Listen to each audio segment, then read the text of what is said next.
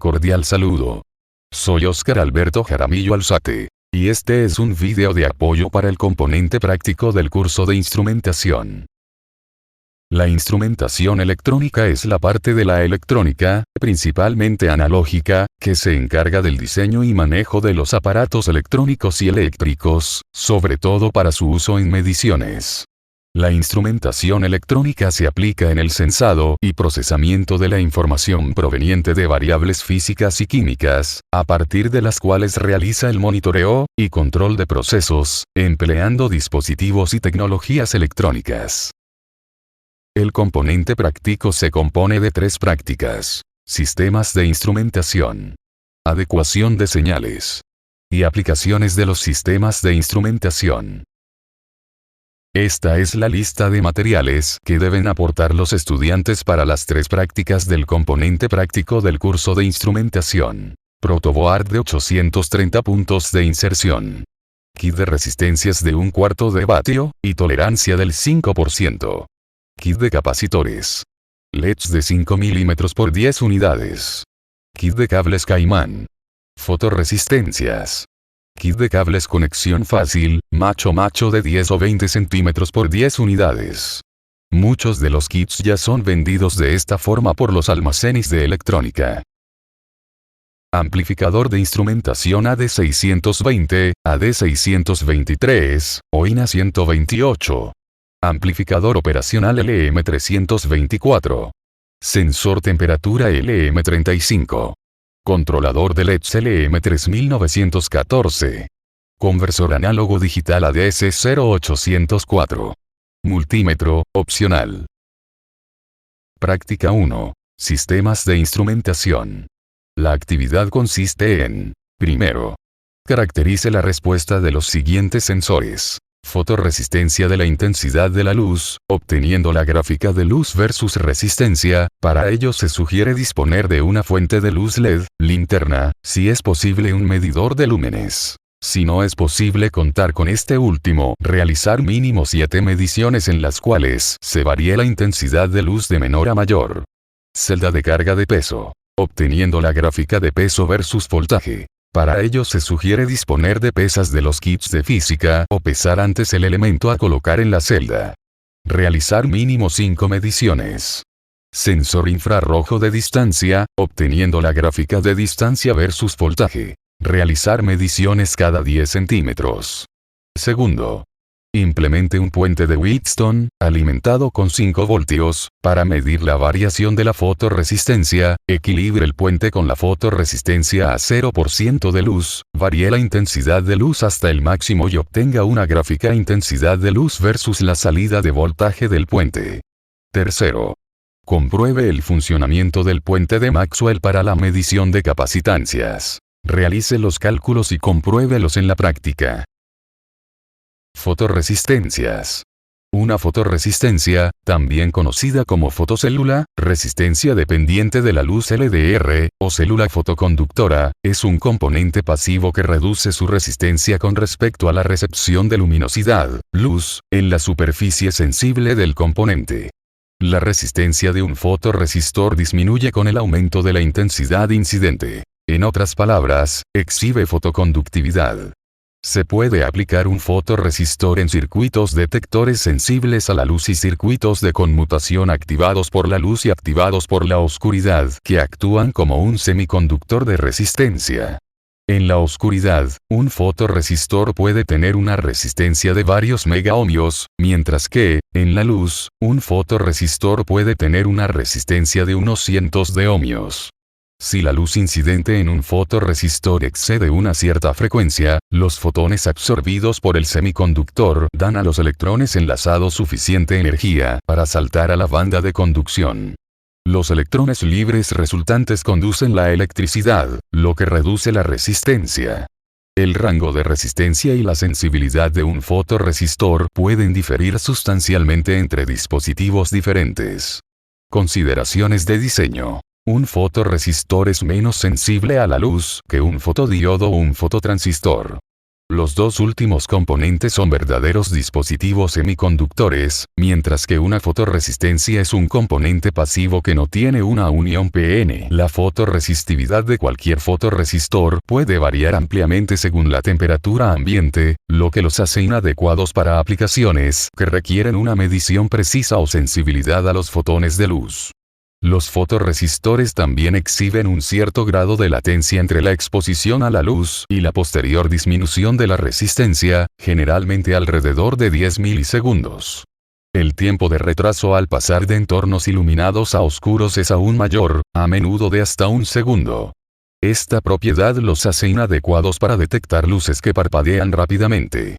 Aplicaciones. Los fotorresistores vienen en muchos tipos.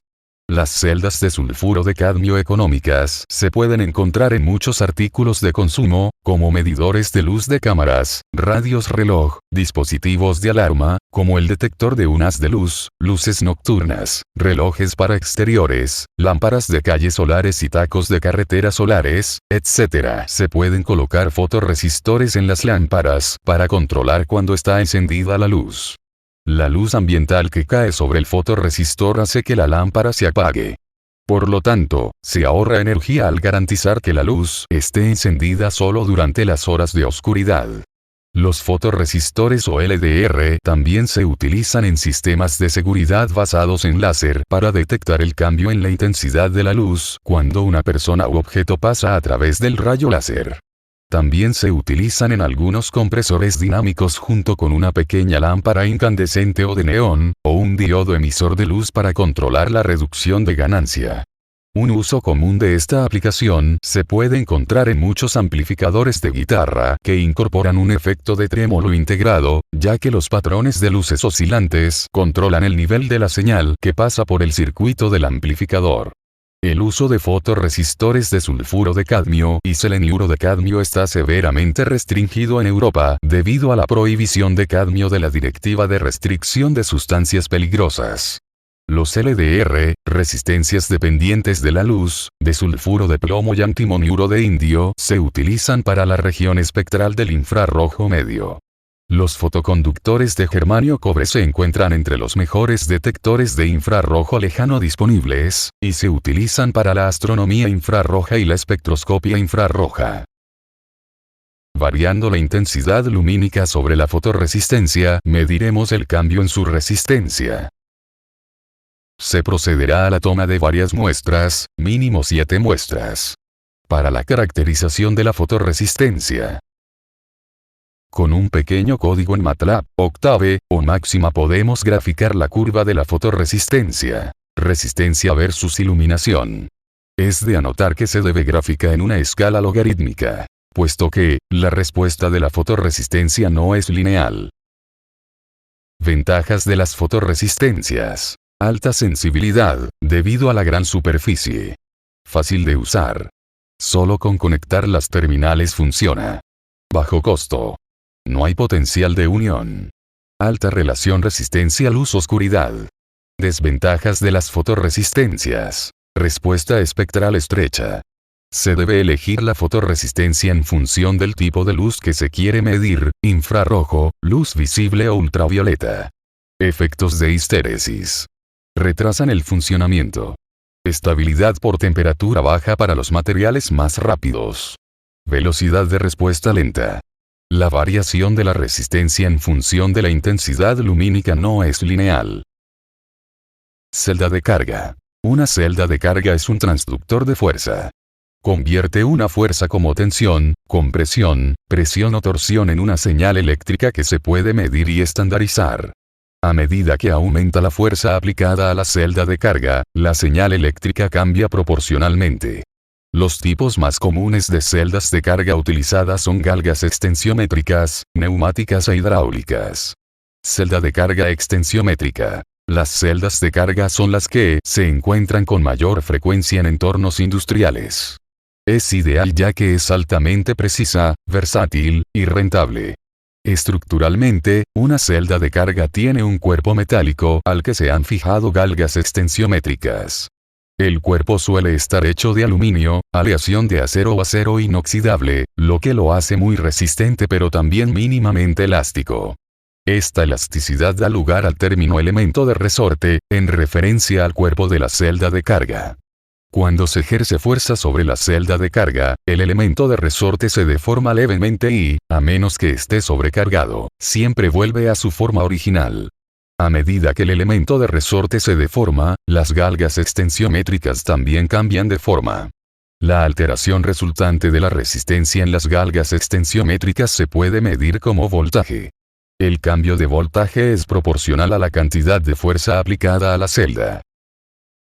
Puente de Wheatstone. Un puente de Wheatstone es una configuración de 4 resistencias balanceadas con un voltaje de excitación conocido aplicado. El voltaje de excitación es una constante conocida, y el voltaje de salida es variable dependiendo de la forma de las galgas extensiométricas.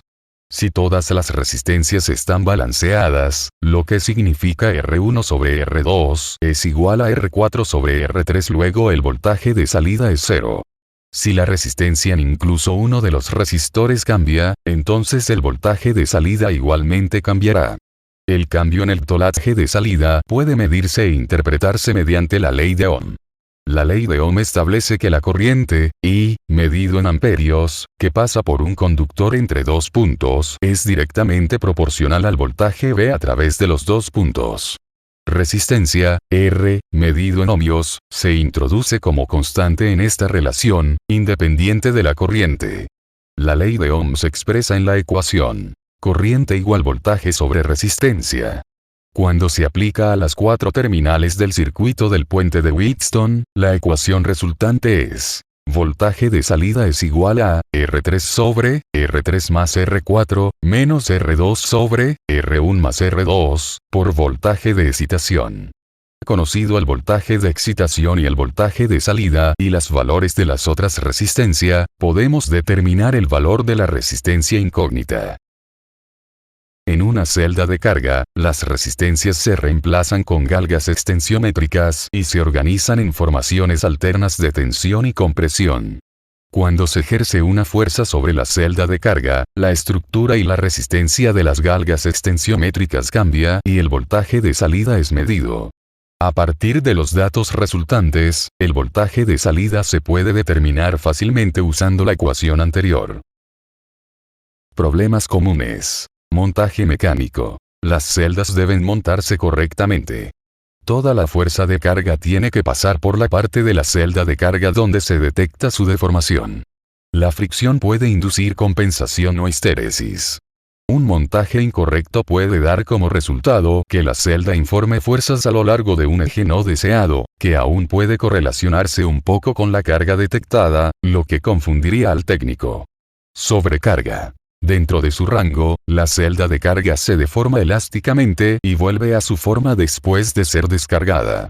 Si se somete a cargas superiores a su valor nominal máximo, el material de la celda de carga puede deformarse plásticamente. Esto puede resultar en una desviación de la señal, pérdida de linealidad, dificultad o imposibilidad de calibración, o incluso daño mecánico al elemento sensor, por ejemplo, deslaminación, ruptura.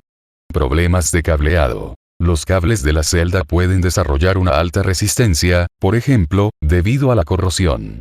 Alternativamente, se pueden formar caminos de corriente paralelos por la entrada de humedad. En ambos casos, la señal se desvía, a menos que todos los cables se vean afectados por igual, y se pierde la precisión. Daños eléctricos. Las celdas de carga pueden dañarse por corriente inducida o conducida. Los rayos que golpean la construcción, o la soldadura por arco realizada cerca de las celdas, pueden sobrecargar las finas resistencias de las galgas extensiométricas y causar su daño o destrucción. Para soldar cerca, se sugiere desconectar la celda de carga y poner en cortocircuito todos sus pines a tierra, cerca de la celda misma. Los altos voltajes pueden romper el aislamiento entre el sustrato y las galgas extensiométricas. No linealidad. En el extremo inferior de su escala, las celdas de carga tienden a ser no lineales. Esto se vuelve importante para las celdas que detectan rangos muy grandes, o con un gran excedente de capacidad de carga para soportar sobrecargas o golpes temporales, por ejemplo, las abrazaderas de cuerda. Es posible que se necesiten más puntos para la curva de calibración. Particularidad de la aplicación. Una celda de carga que no se adapte bien a la magnitud y el tipo de presión específicos tendrá poca precisión, resolución y confiabilidad. Especificaciones de la celda de carga. Las especificaciones eléctricas, físicas y ambientales de una celda de carga ayudan a determinar para qué aplicaciones es apropiada. Las especificaciones comunes incluyen: salida de escala completa, FSO. Salida electrónica expresada en milivoltios sobre voltios. Medido a escala completa. Error combinado. Porcentaje de la salida de escala completa que representa la desviación máxima de la línea recta trazada entre sin carga y con carga a capacidad nominal. A menudo se mide durante cargas decrecientes y crecientes. No linealidad. La desviación máxima de la curva de calibración de una línea recta trazada entre la capacidad nominal y la carga cero. Medido al aumentar la carga y expresado como porcentaje de la salida de escala completa. Histéresis. Diferencia máxima entre las señales de salida de la celda de carga para la misma carga aplicada. La primera medida puede obtenerse disminuyendo la carga desde la salida nominal y la segunda aumentando la carga desde cero. Repetibilidad. Diferencia máxima entre las medidas de salida para cargas repetidas en condiciones idénticas. Medido en porcentaje de la salida nominal. Cero balance, offset. Lectura de salida de la celda de carga con excitación nominal sin carga. La desviación en la salida entre una medición de cero real y una celda de carga real bajo carga cero expresada como un porcentaje de la salida de escala completa. Rango templado compensado. El rango de temperatura sobre el cual se compensa una celda de carga para que pueda garantizar un balance cero y una salida nominal dentro de los límites especificados. Expresado como grados Fahrenheit o grados centígrados. Rango de temperatura de funcionamiento. Rangos de temperatura extremos en los que una celda de carga puede funcionar sin efectos adversos permanentes en cualquiera de sus características de rendimiento. Expresado como grados Fahrenheit o grados centígrados. Efecto de la temperatura en la salida. Modificación de las lecturas de salida provocada por la temperatura de la celda de carga. Expresado como porcentaje de la salida de escala completa por grados Fahrenheit o grados centígrados. Efecto de la temperatura en el cero. Cambio en el balance del cero causado por cambios en la temperatura ambiente. Expresado como porcentaje de la salida de escala completa por grados Fahrenheit o grados centígrados. Resistencia de entrada. Resistencia de entrada del circuito puente de la celda de carga. Medido en los cables de excitación positivo y negativo sin aplicar carga. Medido en ohmios. Resistencia de salida. Resistencia de salida del circuito puente de la celda de carga. Medido en los cables de excitación positivo y negativo sin aplicar carga. Medido en ohmios. Resistencia de aislamiento. La resistencia medida a lo largo de las rutas entre el circuito puente y el elemento transductor, el circuito puente y la pantalla del cable, y el elemento transductor y la pantalla del cable. Normalmente se mide a 50 voltios en condiciones de prueba estándar. Excitación recomendada. Voltaje de excitación máximo recomendado del transductor para que funcione dentro de sus especificaciones. Expresado en voltios. Longitud del cable. Longitud del cable estándar para el cual se calibra la celda de carga. La longitud del cable afecta cómo se calibra la celda de carga. Sobrecarga segura. La carga máxima que se puede aplicar a una celda de carga sin causar efectos permanentes en sus especificaciones de rendimiento. Medido como un porcentaje de la salida de escala completa. Sobrecarga máxima. Carga máxima que se puede soportar sin causar una falla estructural. Material. Sustancia que constituye el elemento resorte de la celda de carga. Ventajas de las celdas de carga. Gran precisión en las mediciones, error menor al 0.2% del fondo de escala. Muy bajo efecto de histéresis en las mediciones, menor al 0.2%. Son los medidores de fuerza más utilizados en todas las industrias. Desventajas de las celdas de carga. Los sensores más precisos son muy voluminosos en comparación con las demás alternativas. El tamaño del adquisidor de datos obliga a situarlo fuera del dispositivo de medición para reducir el tamaño del mismo. No son una buena alternativa para las mediciones de fuerza horizontal. Imposibilidad de combinar celdas de distintos fabricantes. Sensor de distancia infrarrojo. Un sensor de distancia es un dispositivo que permite realizar la medida de distancia lineal, dependiendo de su configuración electrónica o por medio de programación. Estos normalmente pueden adaptarse para medir la distancia o ser utilizados como sensores de presencia, movimiento. Un sensor Sharp es un sensor óptico capaz de medir la distancia entre él y un objeto. Para esto el sensor con la ayuda de un emisor infrarrojo y un receptor miden la distancia usando triangulación. El método de triangulación consiste en medir uno de los ángulos que forma el triángulo emisor-objeto-receptor. El receptor es un PSD, Position Sensitive Detector, que detecta el punto de incidencia el cual depende del ángulo y a su vez de la distancia del objeto. La geometría del sensor y de su óptica es el que limita el rango del sensor. El término Sharp, agudo, es porque tiene un rango de visión muy reducido, esto porque la luz que emite es puntual, lo que permite usar el sensor para escanear o mapear áreas, pero teniendo en cuenta que objetos pequeños serán difíciles de detectar. También podemos usar varios sensores Sharp para ampliar el rango de visión. Estos se pueden poner en diferente dirección e incluso en la misma dirección siempre y cuando las líneas de visión no queden muy cercanas. Una ventaja adicional es que no son sensibles a la luz ambiental o del sol, enemigo de los sensores infrarrojos. Un Sharp usa una luz infrarroja intermitente con una frecuencia determinada, que en el receptor es filtrada y eliminada cualquier otra fuente de luz diferente a la frecuencia emitida. La salida del sensor Sharp no es lineal, sino que tiene una forma potencial negativa, pero a partir del rango mínimo como se muestra en la imagen. Es de notar que, para distancias pequeñas, la lectura del sensor podría confundirse con una distancia grande. Es por esto que es recomendable asegurarnos que el objeto no se acerque demasiado al sensor con el fin de evitar una lectura incorrecta. Una buena opción es ubicar el sensor centímetros atrás del filo o de la posición que inicialmente queremos medir. Por ejemplo, si restringimos el sensor mecánicamente a los 10 centímetros en donde el sensor se comporta de forma inestable. Un puente de Wheatstone es un circuito eléctrico que se utiliza para medir una resistencia eléctrica desconocida, equilibrando dos terminales de un circuito de puente, una de las cuales incluye el componente desconocido. El beneficio principal del circuito es su capacidad para proporcionar mediciones extremadamente precisas, en contraste con algo así como un simple divisor de voltaje. Su funcionamiento es similar al del potenciómetro original.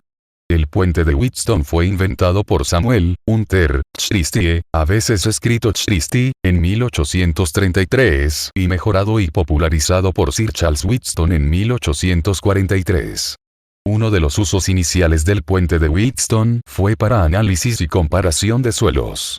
Operación. En la figura, Rx es la resistencia fija, aunque desconocida, a medir. R1, R2 y R3 son resistores de resistencia conocida y la resistencia de R2 es ajustable. La resistencia R2 se ajusta hasta que el puente está equilibrado y no fluye corriente a través del galvanómetro.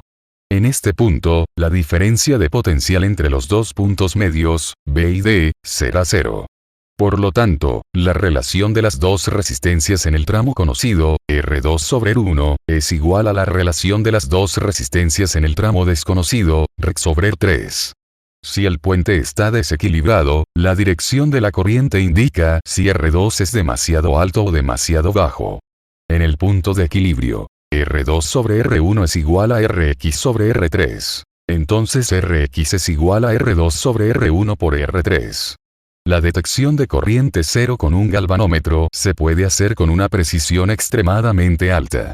Por lo tanto, si R1, R2 y R3 se conocen con alta precisión, entonces Rx se puede medir con alta precisión.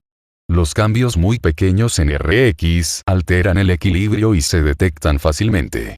Alternativamente, si se conocen R1, R2 y R3, pero R2 no es ajustable, la diferencia de voltaje o el flujo de corriente a través del medidor se puede usar para calcular el valor de Rx, usando las leyes del circuito de Kirchhoff.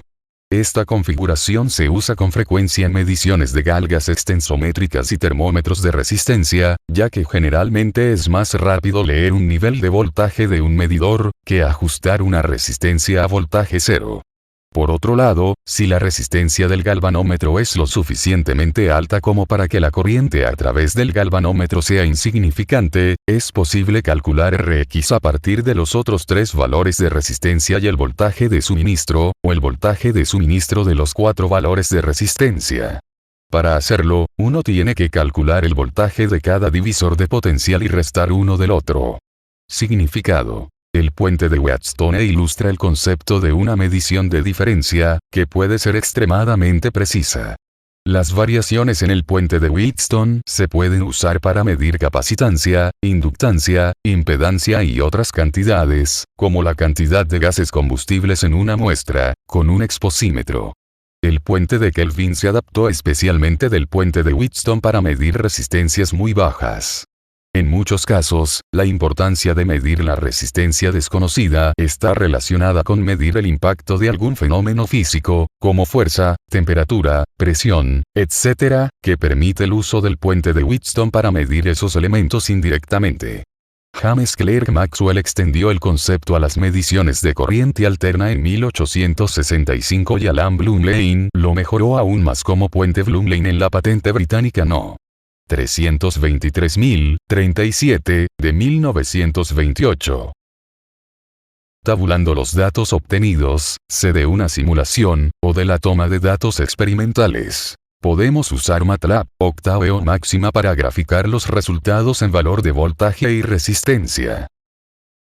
En este ejemplo podemos ver las gráficas resultantes de los datos de dos simuladores y teóricos. En este código realizado en MATLAB se muestra cómo importar los datos de la hoja de cálculo Excel. Observemos que los datos pueden ser ingresados directamente en MATLAB en dos vectores. Asignamos los valores para los elementos del puente de Wheatstone, y sus cálculos correspondientes. Una vez obtenidos procedemos a su visualización. Procedemos a la graficación de los datos obtenidos del simulador TIN-ATI. Continuamos con la graficación de los datos teóricos. Y finalmente con los datos tomados manualmente del simulador Tinkercad. Notemos que estos datos pueden provenir directamente de los datos experimentales tomados.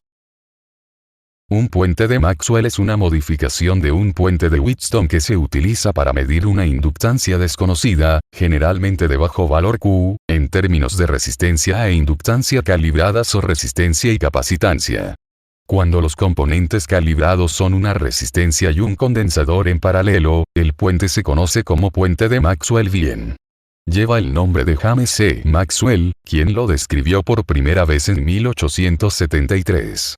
Utiliza el principio de que el ángulo de fase positivo de una impedancia inductiva puede compensarse con el ángulo de fase negativo de una impedancia capacitiva cuando se coloca en el brazo opuesto y el circuito está en resonancia. Es decir, no hay diferencia de potencial a través del detector, un voltímetro o amperímetro de K, y, por lo tanto, no fluye corriente a través de él.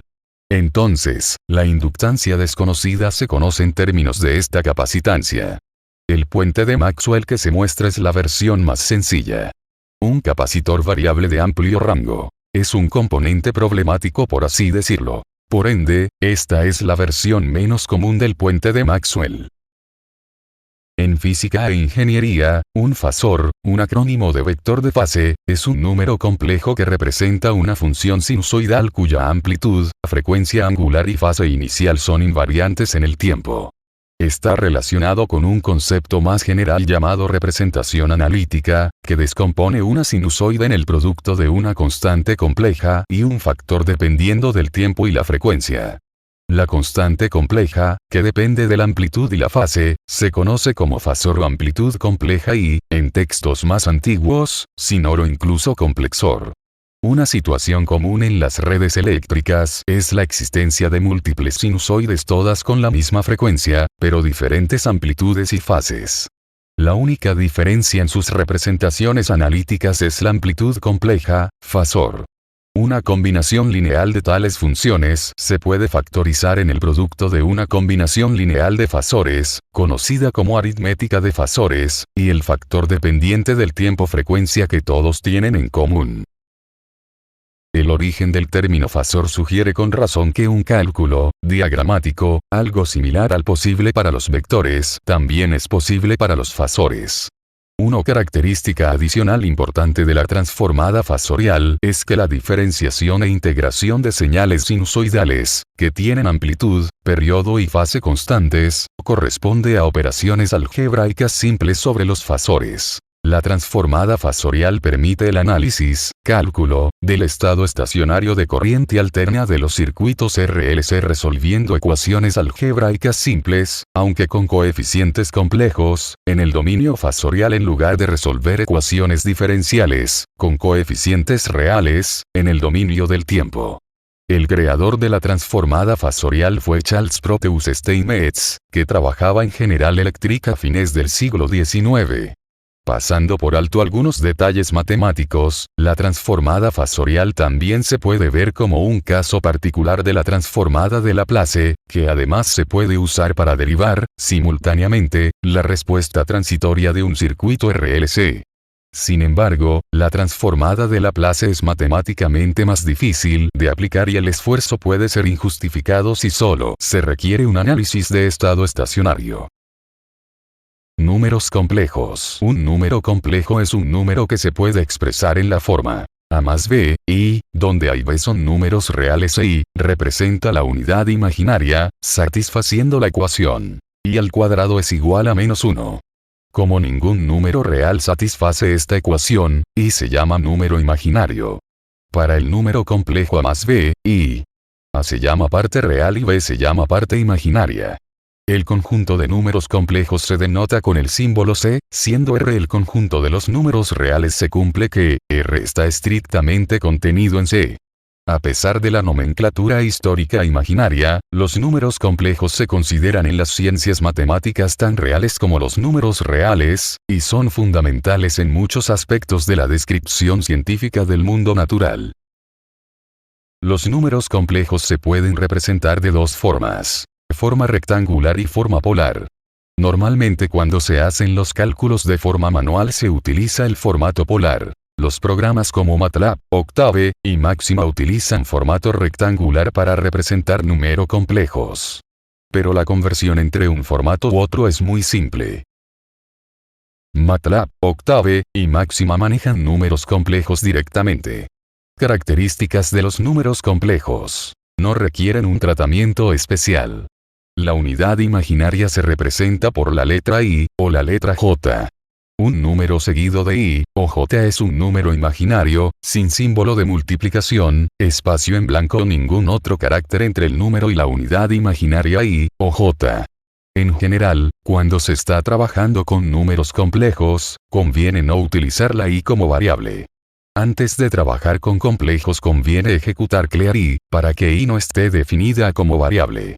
Un número complejo se representa como un número real más un imaginario. Tanto MATLAB, como Octave y Máxima, poseen funciones específicas para el manejo de números complejos. Este es un ejemplo para la solución teórica del puente de Maxwell usando fasores en MATLAB Octave.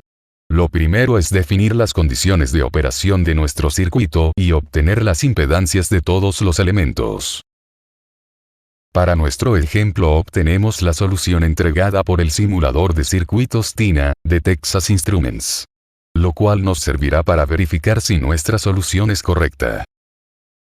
Creamos la función PC2P, la cual realiza la conversión de formato cartesiano a formato polar, y adicionalmente realiza la impresión, visualización, de ambos formatos. Inicializamos configurando nuestro script en MATLAB Octave. Definimos nuestra fuente de voltaje de alimentación para nuestro circuito, en amplitud y frecuencia. Definimos las variables para los componentes y sus valores respectivos. Realizamos la conversión a fasores, y lo solucionamos teóricamente. Procedemos a imprimir los resultados utilizando la función que previamente creamos. Ahora podemos verificar si el planteamiento de nuestro sistema fue correcto, y coinciden las respuestas. Una vez verificado que el sistema es correcto, podemos utilizarlo con los datos obtenidos experimentalmente y determinar los valores del componente. Se debe tener en cuenta la tolerancia que presentan los componentes reales. Nota: los valores reales de los componentes deben ser los mismos para la evaluación teórica y la simulación. Gracias por su atención.